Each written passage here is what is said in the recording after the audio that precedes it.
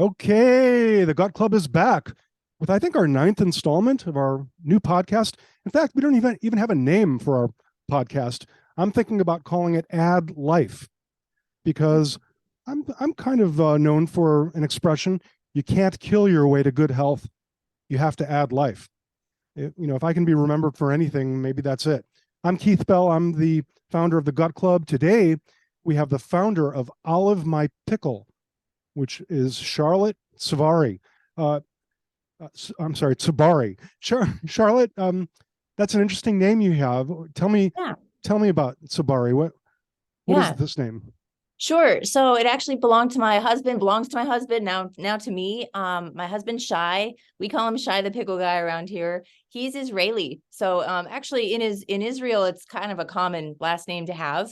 So Hmm. yeah, Charlotte Tzabari, and then my husband Shai, who may or may not be able to join us today. I hope so, but Okay, okay, that's amazing. So you're the CEO of Olive My Pickle, and you're making fermented vegetables. Now, I had the good fortune of being in Jacksonville, Florida. I'm just a few hours south of you in Palm Beach County, Florida. So, I was very fortunate to meet you and Shai a few months ago, and try the products. And I've recently received, in fact, 2 days ago, I got a new box at my doorstep. I yeah. received more products. So we're going to go through that. But before we do that, I just want to ask you, what's your favorite fermented food that you produce? Do you have one? What? Oh my gosh. Okay, so we have six different categories, so I like to pick one per each category. I won't go through all of them, but I would say my top ones are garlic pickles. Our Mm-hmm, kosher dill pickle is our number one best-selling product and pickle, hands down. mm-hmm. I personally love the garlic ones the best. And I love we do a line of sauerkraut. We have 5 different flavors now. I love our heat and spicy kraut. And then my last one, and these are my top three, because I can't just narrow it down to one. I would say it's our tangerine stuffed olives, which are very Wow, exotic and different, but they're just incredible. amazing. So do you and Shai work on these formulations together? Because you have a lot of different products and flavors. I mean, it's how many different products are you producing Yeah. right now? So I think we have it always just goes up and down a little bit, but we have about 40 right now. Oh my That's across gosh. 6 different categories: pickles, sauerkraut, we do kimchi, olives. We have some like miscellaneous vegetables. And then more recently, we launched our line of pickle juice. So we have 8 different flavors of pickle juice. And they're all infused with a different probiotic, not no, with a different superfood. So they're different colors and flavors, and yeah, that's really good stuff too. Amazing array. I mean, it's quite beautiful when I see the website and all the different colors and in the packaging. It's just Yeah, it kind of looks like your background, all those different colors. The blue, yeah, yeah, it's yeah. amazing. We have a theme going on. One of our old taglines was "Color your microbiome," and it goes back to eating the rainbow, eat the fermented rainbow. So we talk a lot Okay, about those things just in our marketing and stuff. So yeah, we yeah, represent it with the colors. that looks like lactobacillus on the wall behind you. Is that Yeah. actually? Actually, those are stencils. One of them is pickles, and the other one Oh, is okay, yes, cabbage. Yeah, and they're little okay, stencils. I'll get closer here. But yeah, okay. I had a spray painting phase. So yeah, we see pickles and these were palette Oh, things. Now oh, it's the art you're palette. the artist. You're the artist on this. Well, I don't know if I call it artistry, but yes, I'm the spray painter. Yeah, I mean, I love the hoodie you have, but you could Yeah. actually use that art on some clothing or hats or shirts would be beautiful. Yeah, well, Fantastic. look for it soon, Yeah, maybe. it's really like me to see lactobacilli instead of pickles. I mean, Yeah, right. that's that's really what the Gut Club is all about. We're about microbial balance. And one way to help achieve that is through fermented foods. There's a lot of research.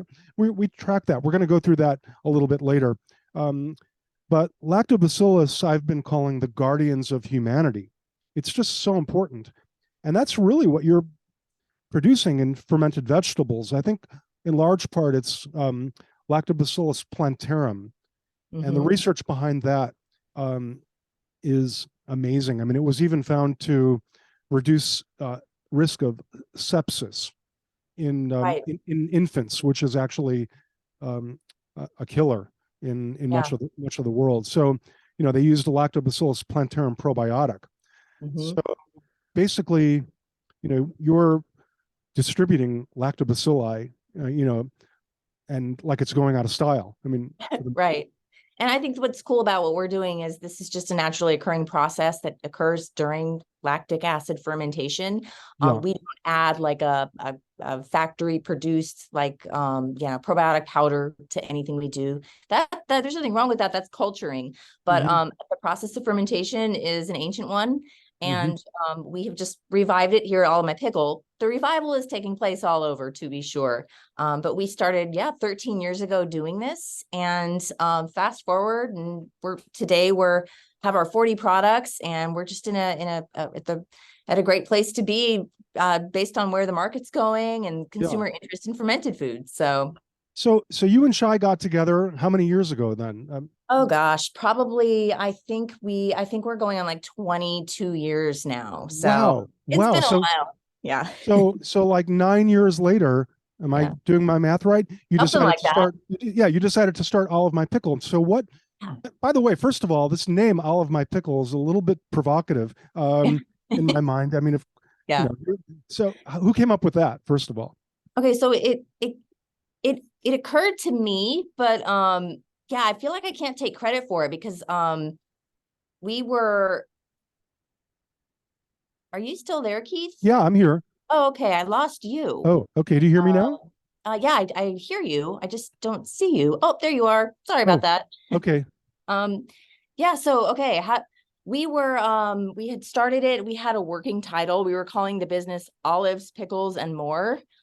Which we knew that wasn't going to be the name of the business, but we didn't have anything better. So I knew the word olive and pickle needed to be in the name. So I was just kind of working it through in my head. And then it just like came from the outside and like landed. And all of a sudden I was like, Olive My Pickle. Oh my gosh, that's the cutest thing ever. So I think I shouted it out, and Shai was driving and he swerved a little bit. But yeah, it's like it came to me from the universe. So I can't Wow. really take credit. I think it's very, very nice. And whenever you hear a noun used as a verb, it's thought provoking. Yeah. So that's pretty cool. And I'm not an English major, by the way, so you may want to check those terms later. Okay, so you and Shai are thinking, 9 years after being together, let's start a fermented vegetable company. How exciting that is, and become business partners. What in Shai's background, inspired him to be? In my understanding, he's the mastermind in terms of the fermentation. Yeah, he's So definitely like the operator. He's the guy on the kitchen side of the house. I kind of Mhm. stay in the marketing, the sales side of things. So we Mhm. make a good team, and we have a team of people here that help us too. But today, so it's not just Mhm. him and I. But yeah, he Shai's Israeli, and he grew up in Haifa, Israel. Mhm. His grandparents came over. They actually escaped World War II Europe and got out and made their way to Palestine at the time. They weren't together at the time, but they were matched up after they both landed because they were both from Bulgaria. So Mhm. yeah, he grew up in his grandparents' kitchen. Both of his parents worked full time, so they had a green garden. So his after school chores were to like pick the veggies from the garden and bring them in and help prep dinner. So he would do that, and his grandmother taught him how to like peel the vegetables and peel the garlic, and she made saltwater brine pickles. Those were her pickles, how she had learned to do. Ah. And so he just grew up making pickles, and that was how he knew how to do them. And that was just those were Mhm. normal pickles. They didn't use vinegar or anything like that. Mhm. So he came to the US years later, fast forward, and he's homesick. We're married by that time. So he started just making pickles in our kitchen at the house, just to remind him of the smells and the taste of home. And at the time we had a small kind of urban farm business we were doing. And so we started to sell his pickles at the farm stand. There was no Olive My Pickle at that time. We just put them into little pints and sold them on the farm stand. So yep, one thing led to another, and then the pickles turned into the entire business. We left the farm in our rearview mirror, left those days behind us, but then we moved forward and made the pickles the center of the business. Wow. So Yeah. he's really got this in his ancestry then, being taught by your grandmother how to make pickles. Um, Yeah. that's that's amazing stuff. I happen to have friends from Poland and actually a girlfriend from Poland. Um, I have this theory that Polish models are some of the top in the world because of their ancestry consuming sauerkraut on a daily basis. Of course, before there was refrigeration, Right. all of our ancestors were shoveling in this basically transient probiotic because Yeah. we don't have much evidence. I think that the lactobacilli are actually colonizing, although in younger people, the research does show it can colonize more easily. But the fact that it's got transient benefit is enough, and to know that for most of humanity's you know history, we were consuming fermented foods and we're not anymore. You know, Right. so so health is beauty, and so maybe that's why some of the world's top models are from Poland. Eating sauerkraut. Um, Totally. Yeah.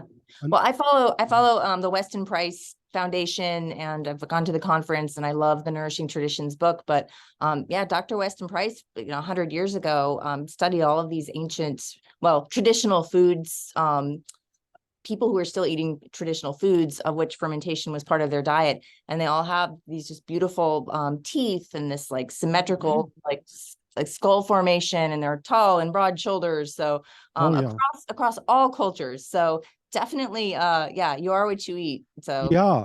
something to it.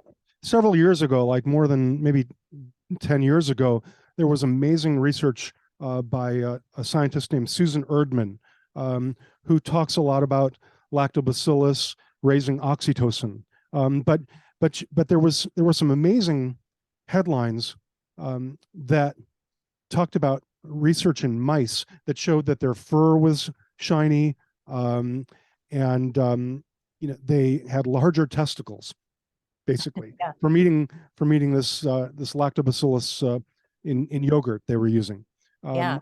So I mean that's pretty amazing. It's Yeah. basically lactobacilli lowering, what's called endotoxin, um, and which can wreak havoc on the reproductive system and the systemically the entire body.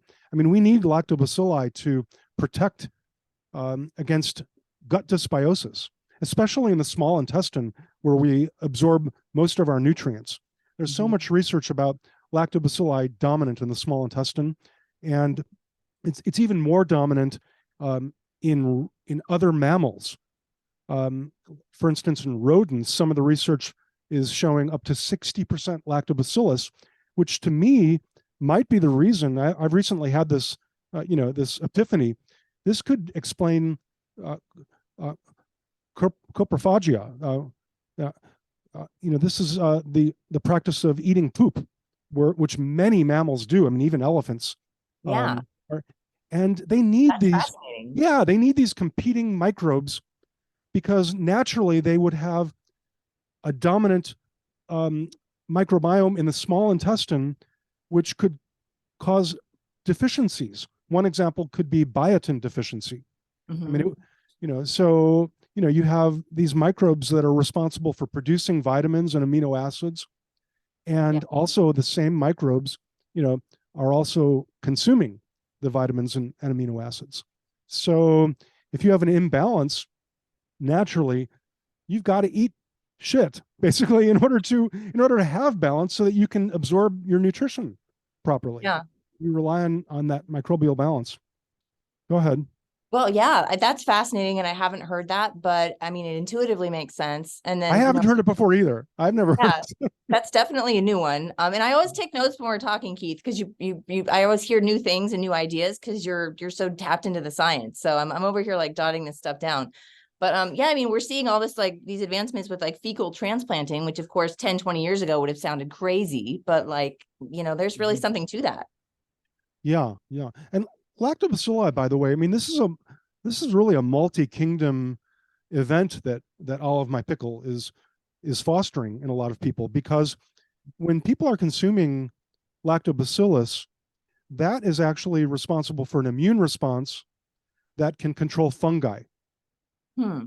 You know, fungal infections are a global scourge these days. I mean, so, microbial regulation of immune response is a big deal, and lactobacilli play a huge role in that. By the way, my favorite Olive My Pickle product, here's the box. That may be too, yeah, you can sort of see it. Oh yeah. Is kimchi. I have 3 kinds of kimchi. I've tried the classic kimchi before. Yes. Now I'm going to try the other ones. What is it? Daikon radish, and what's the other one? Yep. Then we have the cucumber. cucumber kimchi. Yeah. Yeah. Did you know kimchi was found, the lactic acid bacteria in kimchi was found to be a treatment and prevention for coronavirus? I did hear some interesting science come out around, in the Corona season about fermented foods. There was correlation between people who ate more fermented foods and lower incidences of and mortality rates around COVID. Yeah, I didn't hear the specific one about kimchi, but I'm not surprised. Well, this research goes back to like 2015, when the MERS virus was a big issue that people were frightened of. This is the same family actually as SARS too, and SARS, that type of coronavirus. So interesting. I'm excited to try the fermented garlic. I don't know if you can see it through the bag here. Yeah, it's a little dark, but the fermented garlic may have amazing benefits. According to the research. We can talk about that a little bit later, but I'm excited to try the fermented garlic. How long do you ferment your products in general? It's about a 3 to 4 week process. It's funny, even though we temperature control the fermentation room, we're here in Florida, so we find in the summer months the fermentation goes faster, even like I said, in a temperature controlled environment. And in winter it goes slower, but it's always within this 3 to 4 weeks, sometimes a little bit longer. Yeah, there's a little bit of variance there depending on the density of vegetable and the season of the year. The first time I ever bit into one of your pickles, I was immediately impressed because I knew it was the real thing compared to what I've bought in the stores. It's like night and day. Of course, there are a lot of pickled foods that are not fermented foods. Can you explain the difference between pickled foods and fermented foods? Sure. So a fermented food, first of all, it's a saltwater brine preserved food. There's no vinegar used, there's no sugar, there's no heat used. It's not a canned product. So that's the biggest distinction. We have saltwater on this side, which is fermented, and vinegar on this side, which is you could technically say it's fermented, but it's not really the true process of lactic acid fermentation, which is what produces the foods we're talking about, these gut health superfoods, pickles, kraut, kimchi. So that's the big picture difference. Lactic acid is the acid that is created during fermentation. And this is like lactic acid bacteria that we're talking about. And vinegar uses or has the byproduct of acetic acid. So those two acids are really what makes the difference. It affects the taste. You bite into a vinegar pickle and it just kind of gives you that like punch in the face acidity. Because there is acid in a fermented pickle, you're still going to get like an intensely flavored pickle, but it's not going to be quite as, it's just not as acidic as a vinegar pickle. I think it has a nicer flavor. It's more nuanced. It's more complex. It's deeper. There's a finish to it. So that's a taste distinction. After I usually describe this, the very next question out of people's mouths is, yes, but are fermented foods crunchy? And I can say, yes, they are. The salt level, the salinity is what keeps the crispness of the vegetables. So they're not a mushy pickle. A lot of times you will find mushiness, but that's usually a pasteurized, heat canned product, not a saltwater brine fermented pickle. I actually think the fermented pickles are more crunchy. Yeah, it seems I think that way. So too. Yeah. Yeah. So many people don't know the real thing. They need to be reminded. In fact, we're affiliates. I should have said this earlier. We're affiliates of Olive My Pickle.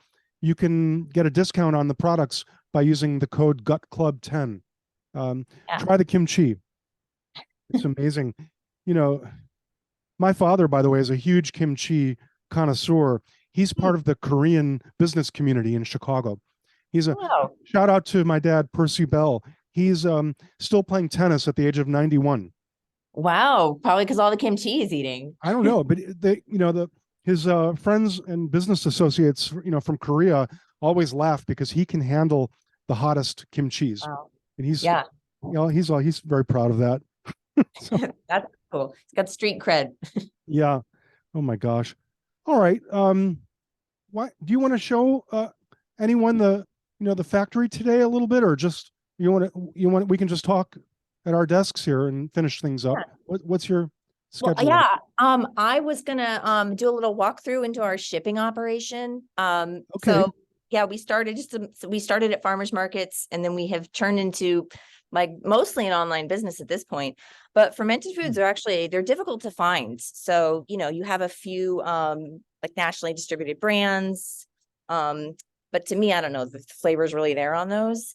But yeah, as they rise in popularity, people seek them out, and they're not really easy to find, especially a wide variety. So that's where we come in. We ship nationwide. So I am going to take you all into the belly of the beast, Wow. and we're heading into the shipping room right now. This is where all of the all right, I'm going to sort of do this almost like selfie style. So we are here. There's Sam and Megan, and Travis is back there.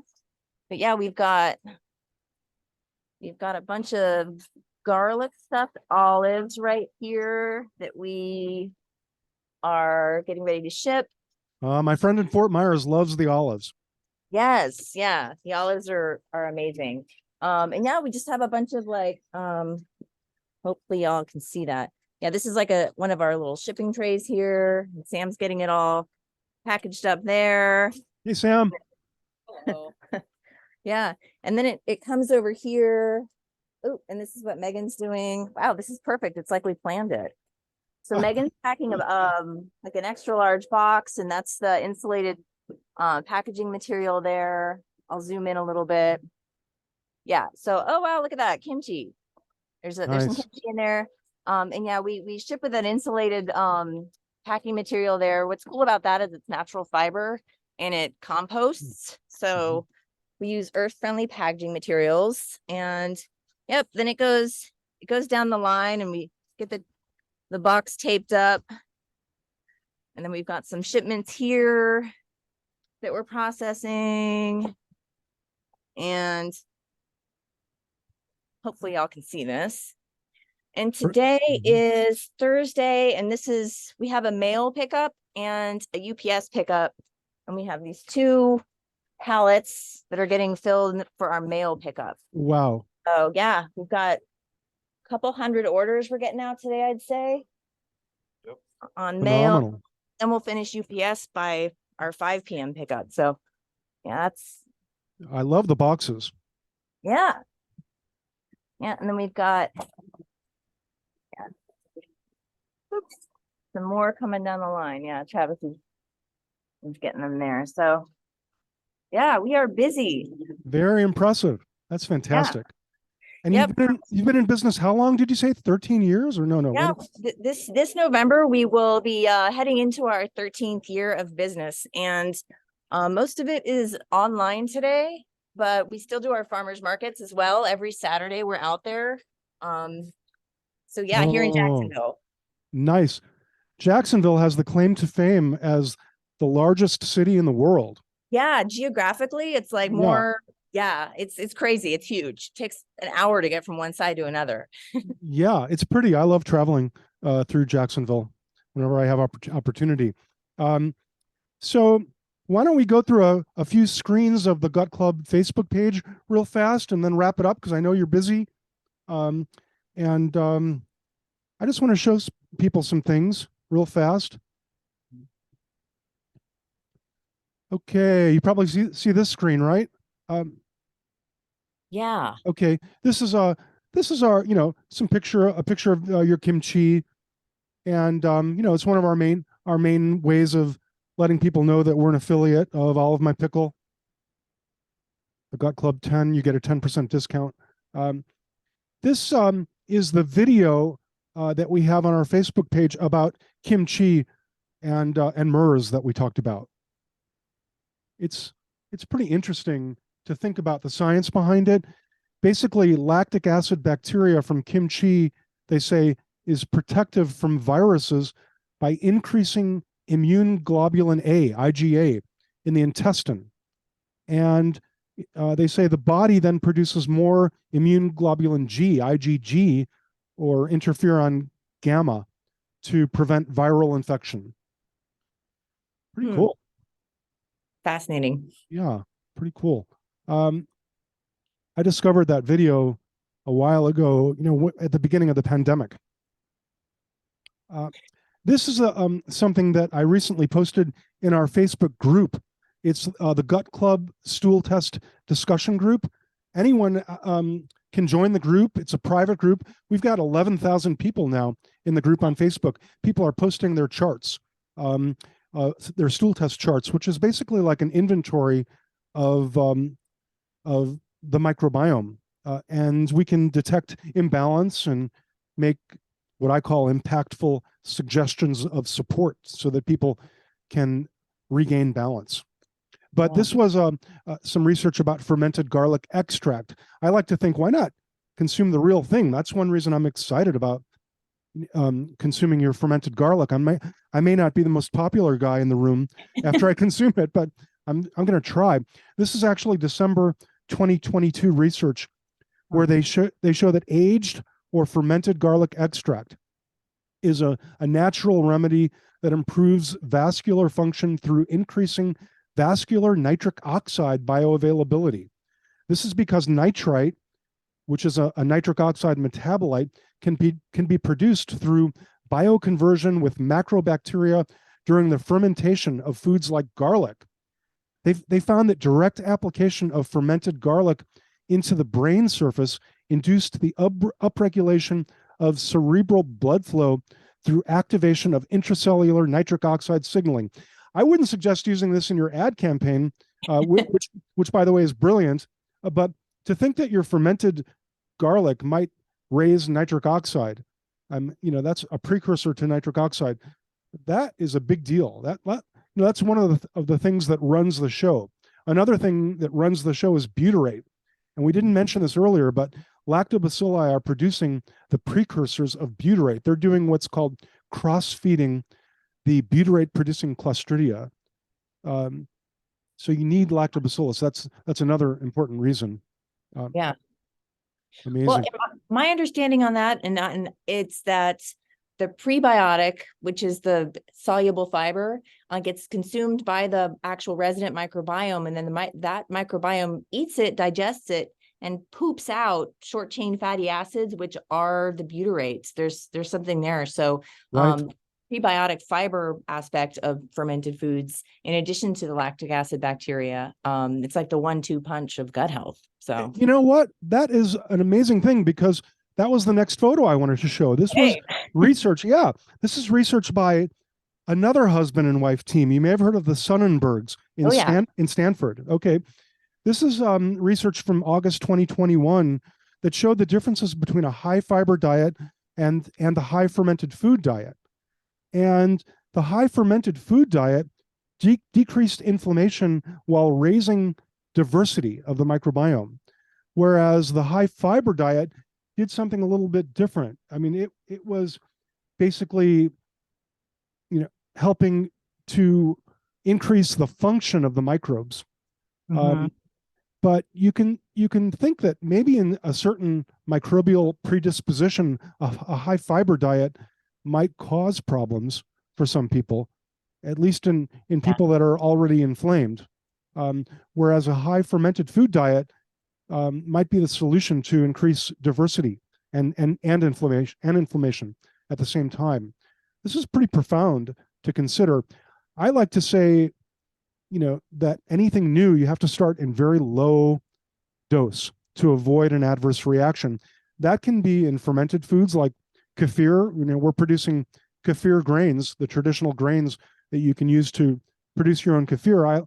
I like to remind people they need to begin with only a tablespoon. What do you tell people that are trying to use fermented foods, almost medicinally? Yeah, that's a great question, and one we get a lot. We talk to a lot of people who come to us at the farmers market, and they've heard from their doctor or nutritionist, or someone's told them you need to start integrating these foods into your lifestyle.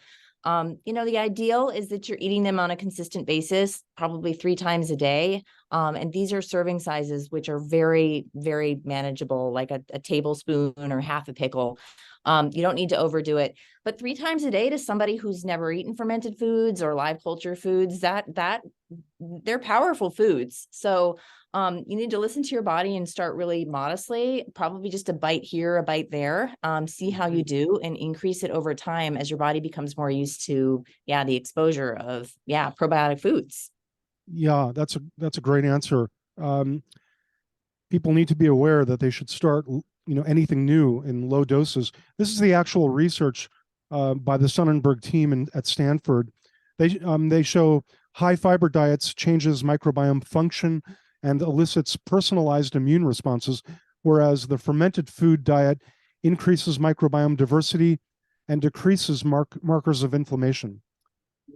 It's interesting stuff. Yeah, this is our favorite study here at OMP, because it's recent, and it's Okay. it's basically the science is saying what we've all had a hunch on this whole time, which is how Yeah, powerfully good these foods are for us. So yeah. Well, I didn't have the hunch when this research was released. I immediately recognized it as a profound bit of information for people that are trying to steer their microbiome in the right direction. yeah. This is a photo about vaginal flora showing that people may not realize that up to 95% of the healthy vaginal microbiome is lactobacillus. Hmm. So very, it's it needs to be lactobacillus dominant for health. But they showed that, strains of probiotics, the lactobacilli probiotics, which are not considered to be vaginal lactobacilli strains, they still helped to put balance in vaginal microbiota. They still helped to balance vaginal microbes. So there's this crosstalk between the gut and vaginal microbiota. Yeah, That's a huge thing. that's fascinating. Lastly, I wanted to mention salt. You recently put out a very interesting blog post about salt. There was some research. There's actually more than one paper saying that salt lowers lactobacillus in the gut, but it's not a direct kill. You can't think of it that way. And in fact, it really depends on the person as well. So, salt is somehow activating an anti-inflammatory Th17 immune response, but in some people it might cause issues. So this is another reason to start low and slow and work your dose up, because Th17 can also lower protective microbes. It's got this double-edged sword. Th17 is a big deal. I'm still wrapping my head around this. This is our focus actually when it comes to vaccine safety as well. The Th17 immune response, that's a big core part of our microbiome vaccine safety project. Just a quick aside. But you think about salt. I mean, it used to be considered money, right? In much of the world, it was something that was traded as money for good reason. I mean, we need salt. Go ahead and Yeah. talk about that. Did you want to say anything, encapsulate what you recently put out? Yeah, sure. Yeah, we published the truth about sodium in fermented foods, just because we put a lot of Facebook ads out there. That's how we, spread the word. And we have a lot of people comment who just don't know. And, for a long time, there's been a all salt is bad message out there. And some people believe the myth that sodium is going to kill you and it raises blood pressure and it's black and white and do not eat salt. So that's just a little bit reductive, and there's so much more to the story. So our recent blog post addressed that. And sodium is an essential and mineral and the body needs it. And fermented foods are salt based. So yeah, we're and pro salt here at OMP. well, you have to be. I mean, salt has a function in fermenting vegetables, and obviously lactobacilli are not hindered by it. In fact, they thrive in that condition. Yeah. But part of the magic. Yeah, but the research about salt lowering lactobacillus in the body is more about immune response. And in a pro-inflammatory microenvironment, that's like an individual who's out of balance, maybe a high salt diet could be a tough thing for them. Right. Anyway, it's deep water we're getting into here. Yeah. Oops. This is a post that I like to talk about. It's about ginger, and how ginger, it's a similar situation. Ginger is also working with lactobacillus in order to raise IL-22, which, by the way, is the route to controlling fungi, according to the research. I have a request of Olive My Pickle. Please make beet kvass with ginger. That could be cool. I've made it before without salt and used only ginger, because the salt, I think the function, correct me please, but isn't it about, lowering pathogens during the fermentation process? Is that it's a few things that go into creating the ideal environment so that bad bacteria die, good bacteria flourish. One of them is salt level. It needs to be within a very, specific range. The other one is the temperature. And then the third one is that the environment needs to be anaerobic or oxygen free, which is why you submerge the vegetables and you create an airlock or a way for the gases to escape. And really the fourth one, I guess, would be time. You need enough time for the process to undergo. But yeah, salt is definitely one of the 4 key things that goes into creating a perfect environment for lactic acid bacteria to flourish. Yeah, salt is such a big deal. I learned something like about 11 years ago. I was actually treating a dog with a seizure disorder, and I tried giving her some broth with salt in it, and she immediately became a puppy again. The salt must have activated her immune system to the point where she was extremely active and very happy. And from then on, I started salting her food. So interesting area. By the way, I'm drinking a ginger tea with a lot of hibiscus. I'm thinking the ginger is helping, to be synergistic with my lactobacilli. Wow. And I want to use this to make a toast to you to close things up. Thank you so much for being with us today and for producing amazing products.